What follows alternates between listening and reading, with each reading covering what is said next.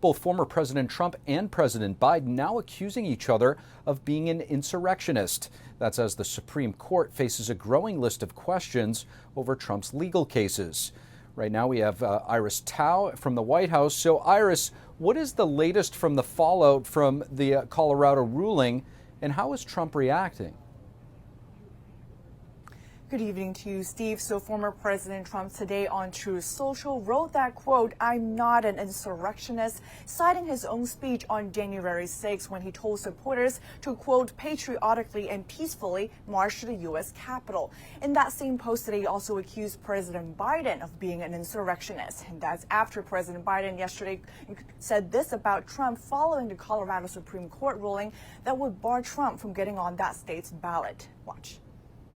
But he certainly supported an insurrection. There's no question about it. None. The White House today condemned new threats facing the justices of the Colorado Supreme Court following yesterday's ruling. Meanwhile, Republican presidential candidate Nikki Haley today had this advice for the U.S. Supreme Court. Watch.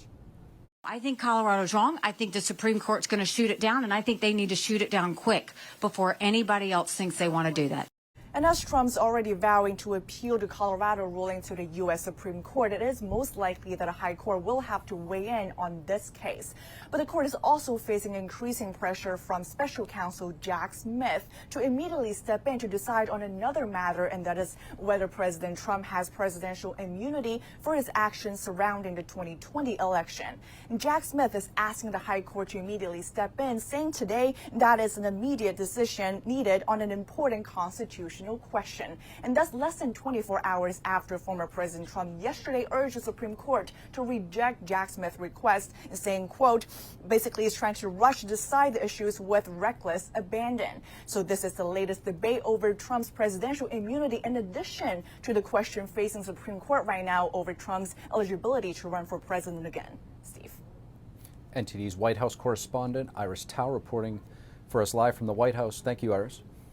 Former Trump attorney Rudy Giuliani has filed for bankruptcy. This after a jury ordered him to pay $148 million in damages in a defamation lawsuit. Giuliani said he can't afford to pay the massive judgment against him. He filed for bankruptcy in federal court earlier today. Last week, a jury awarded that huge sum to two former Georgia election workers. They successfully argued Giuliani defamed them when he said that they helped rig the 2020 election against Trump. Giuliani's bankruptcy filing lists debts between $100 and $500 million. He claims assets worth up to just $10 million. Giuliani's spokesperson says the bankruptcy filing should, quote, surprise no one because of the high punitive damages involved. House Republicans are reportedly moving closer to impeaching Homeland Security Secretary Alejandro Mayorkas.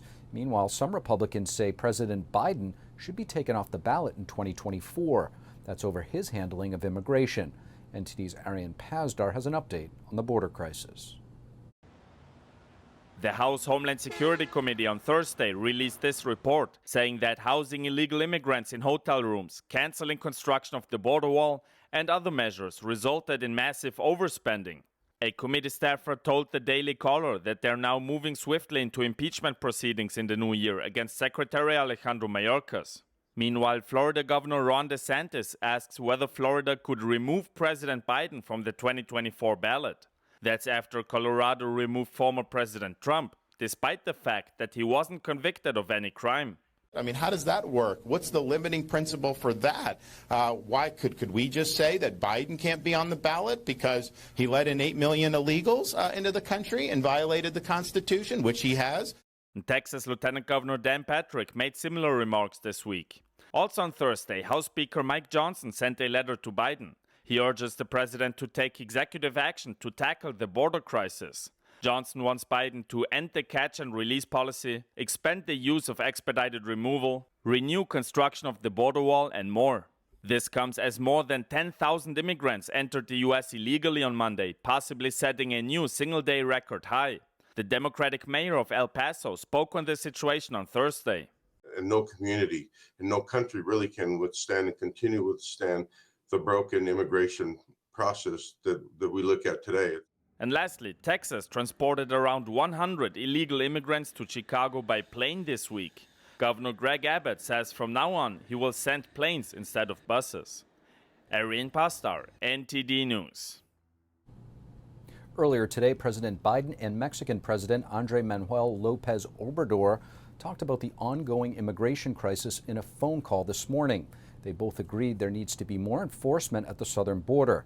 This comes as top U.S. officials are set to meet with López Obrador in Mexico in the coming days. Secretary of State Antony Blinken and Alejandro Mayorkas are among those scheduled to head south.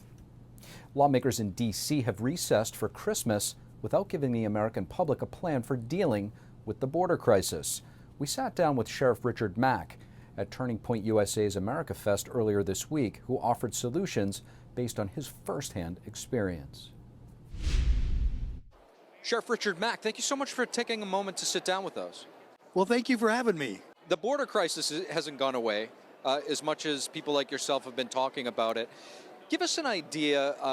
You've been studying this. You've been working there for many years. How has the border situation evolved over the years from, say, 10 years ago to the way it is now? Well, let's even go back to the Ronald Reagan days. You know, it was nothing. It wasn't even an issue. Reagan gave immunity or amnesty to 3 million illegals. It had no impact, really. Should he have done it? Now, that's debatable. I don't think he should have. But now it's a monster that the corrupt politicians have created in Washington, D.C. that's now biting us and destroying our nation. It's literally destroying our country. Because you look at the types of people coming in, they don't even know who's coming in. And 5 years ago, I went to training by former FBI intel officer John Guandolo, and he was talking about that over 100,000 international terrorists had at that time already infiltrated America. All we should be doing as citizens of the United States is asking ourselves, why? Why have they come here? You know damn well why they've come here. Because they're waiting. They're waiting for the most opportunistic time to take down our country. And right now, they've already made it known how easy a target our grid is. The power, there's 3 main power sources in America. If they hit all 3 at the same time, the American grid and power is gone. It's gone. And so that's why you have so many different companies, and myself included. Be prepared. You must have an independent supply of food for you and your family.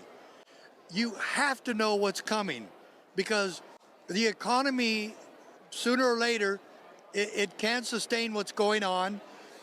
The $33 trillion in debt is not sustainable. And look at all the drugs coming into America. The death by suicide alone and by overdose is absolutely phenomenally high.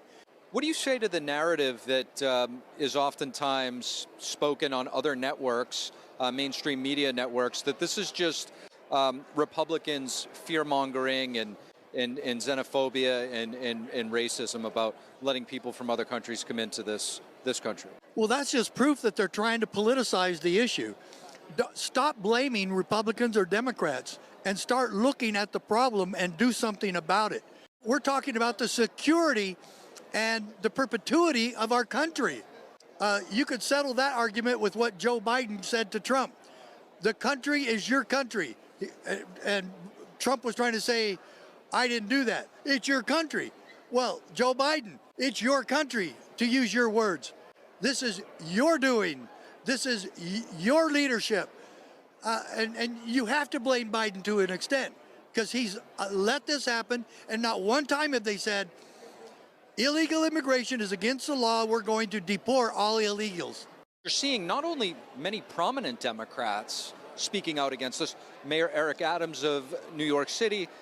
You also have the governor of Arizona, Katie Hobbs, activating the military now. When you get progressives like Adams and Katie Hobbs speaking out against what's going on, you know it's a problem. And it has been. And look at all the sanctuary cities are going, well, maybe not so much now, okay? You need to back off. And it just proves They had no clue what was coming. And true leadership looks into the future and says, if we do this, what happens? Kamala Harris said, Congress needs to fix this problem, it's broke. How about considering this, Kamala Harris? Enforce the laws that are on the books. That would be a unique perspective for these corrupt politicians. What is the situation, the current situation right now with local law enforcement and Border Patrol and their ability to do what is legally at their disposal? Well, they've made it impossible. There's just too many here now. More illegal aliens get away and get through without being detected than the ones they're actually detecting. The problem has got to be fixed in one way.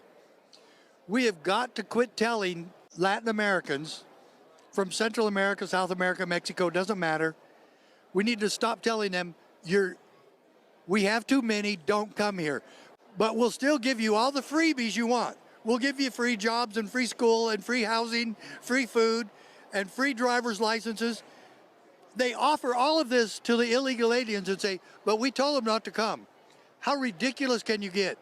Stop the freebies, stop using taxpayer dollars to promote a politicized illegal immigration and illegal invasion into the United States that the federal government is required by law, Article 4, Section 4, U.S. Constitution, to protect our borders from invasion. Yes, this is an invasion. Sheriff Richard Mack, thank you so much. Thanks for having me. Thank you for watching the Capitol Report. If you want to see our full broadcast, check us out at epochtv.com.